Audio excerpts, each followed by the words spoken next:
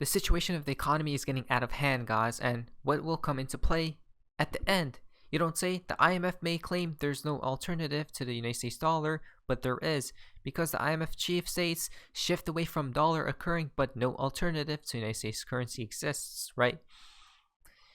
It's called XRP. Every major player in the financial industry is already backing these alternative currencies behind closed doors, right? So there are a lot of deals happening behind the veil, guys, that the public cannot yet see, but at one point in time it will probably be in the public view, right, for everyone to now look at. And it seems like we're getting closer and closer, guys, to the day, right, that we have all been waiting for. The end of the world, basically. Why? Because just in PacWest Bancorp sinks 54% in after hours following news the bank is exploring a sale, right? So it just crashed even more, guys. Yesterday it was at $7, as you guys can see. Now it plummeted down to $3, right? It's going lower and lower by the day, guys, right? But all these head officials are stating that everything is just a-okay. But is it truly when? Breaking! Regional bank stocks are crashing after hours as PacWest says they are looking for a buyer, right? They're down dramatically. Not to mention Western Alliance Bank, another one is down 30%. Metropolitan Bank now down 20%. 2 hours ago, the Fed said the system is strong, right? So the Federal Reserve is just saying that, hey, the system is a-okay, the system is strong, don't worry about it. You should probably hold your bags and wait for the collapse and become poor, while they know that the collapse is imminent, guys, right? So check this out now. The Federal Reserve comes in and states, I think it's actually a good outcome for the banking system. So I think it's probably good policy that we don't want the largest banks doing big acquisitions. That is the policy, and but this is an exception for a failing bank, and I think it's actually a good outcome for the banking system. It also would have been a good outcome for the banking system had one of the regional banks bought this company, and that could have been the outcome. But ultimately, we have to follow the law in our agencies, and the law is it goes to the least cost bid. Look at this, guys. The system is definitely not fine, guys, right? When you see banks imploding in real time, how does that make sense? It truly doesn't. Not to mention United States regional bank stocks after hours, right? Total market cap loss in U.S. banking sector just crossed $2.5 trillion this year. Meanwhile, 3 hours ago, the Fed said the system is strong. This can't end well. Exactly, guys, right? This is all heading towards what? The Big Short 2.0. It's possible we'll have what I hope will be a mild recession. Of course it's not. You know what it is going to be? I'll say it after this. But I do think that the situation in the labor market with so much excess demand, yet wages have been moving down. Wage increases have been moving down, and that's a good sign, down to more sustainable levels. So I think it's still possible. I think. The case of avoiding a recession is, in my view, more likely than that of having a recession. But it's not that the case of having a recession is. I don't rule that out either. It's possible that we will have what I hope would be a mild recession. But I do think a mild recession, right? What I hope will be a mild recession. You know what it will be? The Great Depression. Actually, even worse, probably the Purge, guys, right? Where things get out of hand so dramatically that we're talking about something we have never experienced in our lifetimes, guys, right? Even if you're very on the older side, you probably haven't experienced a change of guard, right? A change of the financial system altogether. That's the issue here. That's why it's going to be catastrophic, guys, right? This is how you guys know, because a $1 trillion platinum coin could save the United States from economic catastrophe in less than a month. It would be fast, legal, and no bigger than a regular coin. This is how you guys know it's getting real bad, when they're making up magical coins, guys, right? that connects with, or that the value is $1 trillion, right? This is how you guys know everything's just made up. They are starting to talk about the magical $1 trillion platinum coin again. This is really the end of an empire type of economic strategy here. Why can't they rationally discuss reasonable budget cuts to get things under control, right? You know why they can't, guys? Because their whole goal is to collapse this empire, right? That's their main goal. Just a reminder that from The Simpsons, The Trouble with a Trillion, season 9, episode 20, guys. 1 trillion. Wow, a bill for 1 trillion. Not to mention, there's a coin, guys. How does the Simpsons know, right? I believe this strategy has already been tried already, right? With the, oh wow, Zimbabwe, guys, did this, right? $100 trillion.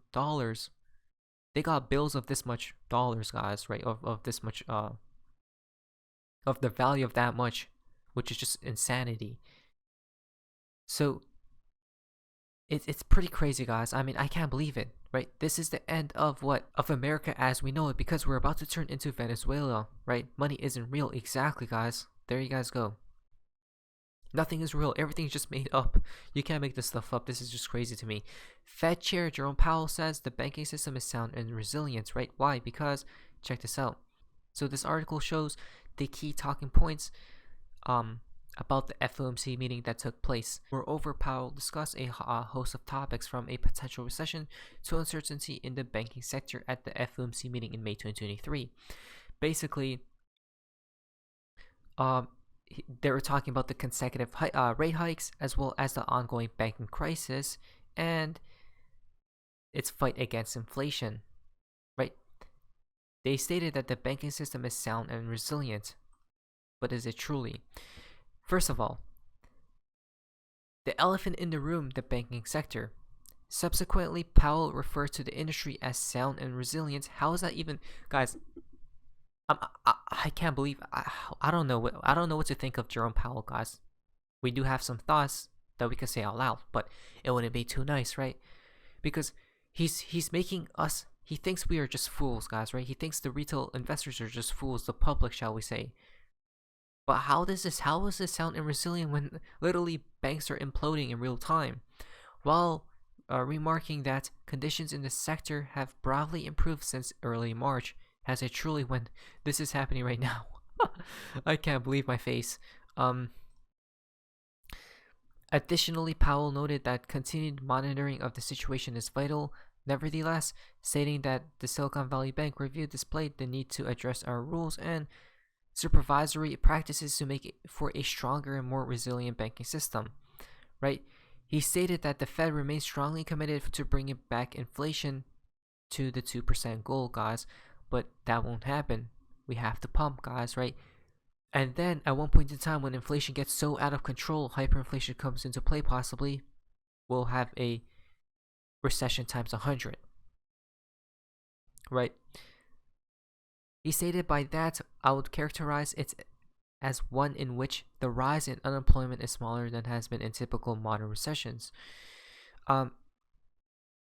Additionally, he doesn't rule out the possibility of a recession, but he hopes that it will be a mild one. It won't be either. It will be a depression, a great one. Rate cuts won't happen if inflation stays high, they state. We on the committee have a view that inflation is going to come down, but not so quickly.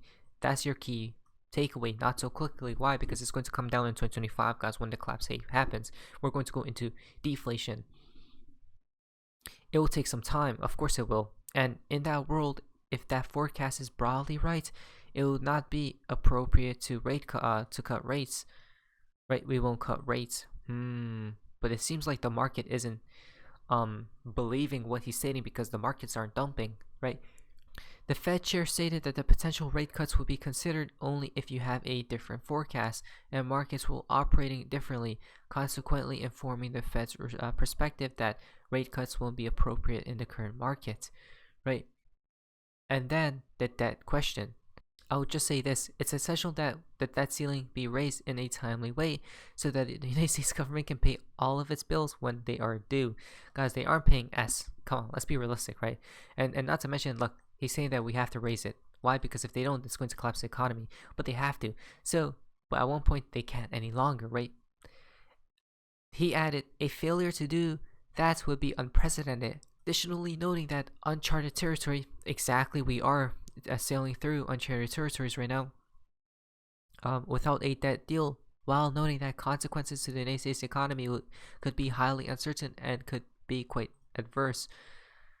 So I don't know, guys. What do you guys think will happen, guys, about this debt debate, right? About the interest rates and all these things, about the macroeconomic situation at hand.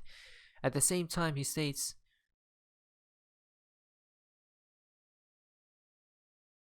today our decision was to raise the federal funds rate by 25 basis points. Again, they raised it by 25 basis points, guys, right? But, guys, inflation will not go down. You could bet that. A decision on a pause was not made today. You will have noticed that in the statement from March, we had a sentence that said the committee anticipates that some additional policy firming may be appropriate. That sentence is not in the statement anymore. We took that out, and instead we're saying that in determining the extent to which additional policy firming may be appropriate to return inflation at 2% over time, the committee will take into account certain factors. So that's a meaningful change, that we're no longer saying that we anticipate.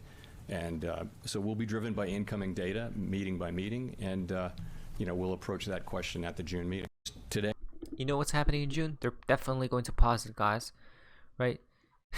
They're definitely going to pause the rates. If they keep bumping these rates up, then let it just collapse. Especially June is what as well, the debt ceiling, right? Where they have to figure out what they're going to do with that situation, guys.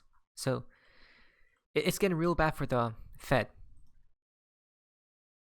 So they raised interest rates by 25 basis points. Fed amidst prior language signaling more hikes ahead, will continue reducing balance sheet as planned. Says that the 25 basis point hike was unanimous.